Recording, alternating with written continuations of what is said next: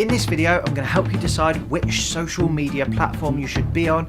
And notice there I said platform, not platforms. Yep, you need to choose one. Ready for this? Let's go. Okay, so I mentioned picking just one platform, and this has never been more important. I talk about this a lot and cannot recommend picking one platform and doing it really well enough. This doesn't mean you can't have the other social media platform accounts, and there's loads of free tools out there. It's really easy to just have your posts copy across those platforms, but you need to focus on putting your efforts into one platform for social.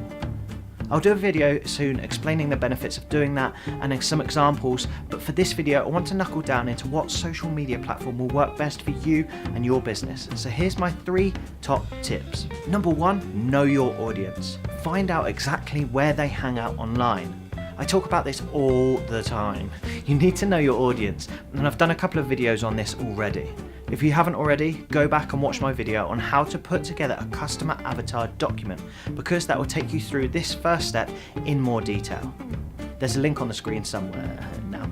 Now for clarity, let me go through the different social media platforms for different avatars. Now this is very high level and it's a very stereotypical view of the platforms, but hopefully it helps to show you who they're aimed at. So let's kick it off with Facebook. So much has been said about Facebook in the past couple of years, from its data usage to its newsfeed algorithms. But to break this down so you can see what audience it works well for, here are a few statistics. You can see that the gender usage is slightly more by females, but not to make it a big enough factor to sort of consider. The good statistic here is the age usage. A huge 81% of 18 to 29-year-olds use the platform, but so do 30 to 49-year-olds and 50 to 64-year-olds, plus a whopping 41% of 65 plus year olds too. So you can see that Facebook is a platform for every age.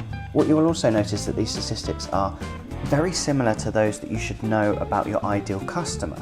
So you've got education in there, you've got location, you've got income. So use these statistics to align your customer to the ideal social media platform. We've also got LinkedIn, the social media platform known as the B2B platform, the business to business platform. However, what you must still remember here is that LinkedIn is still a social platform for people.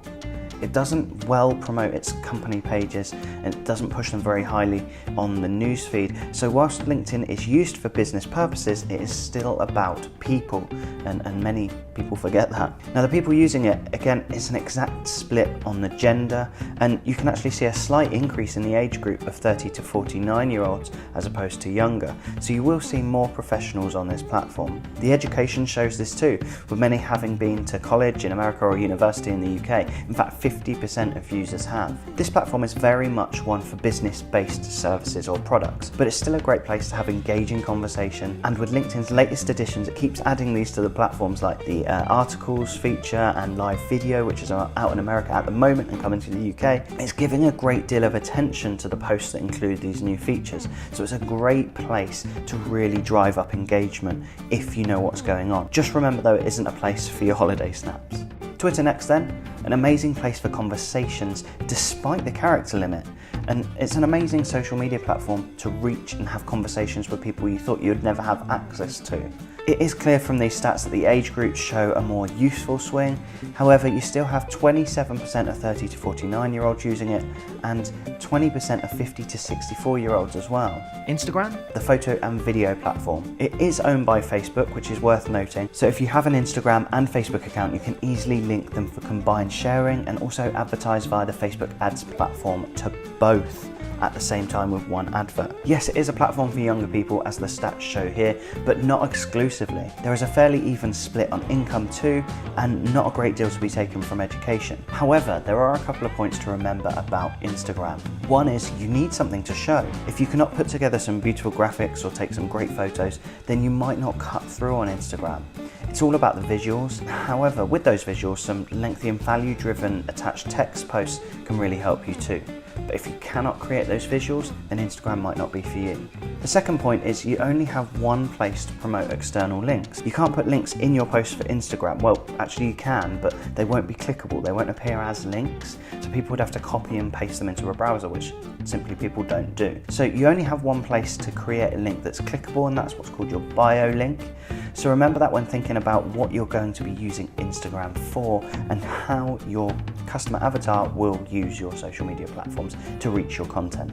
Next is YouTube. Now, a lot of people don't consider this a social media platform, but it definitely is. Comments on videos can be some of the best places for engagement, and the metric used for comments is certainly very powerfully taken into account by YouTube when promoting videos. The main thing to remember with YouTube is that it is the second most used search engine in the world that is owned by the biggest search engine in the world, Google.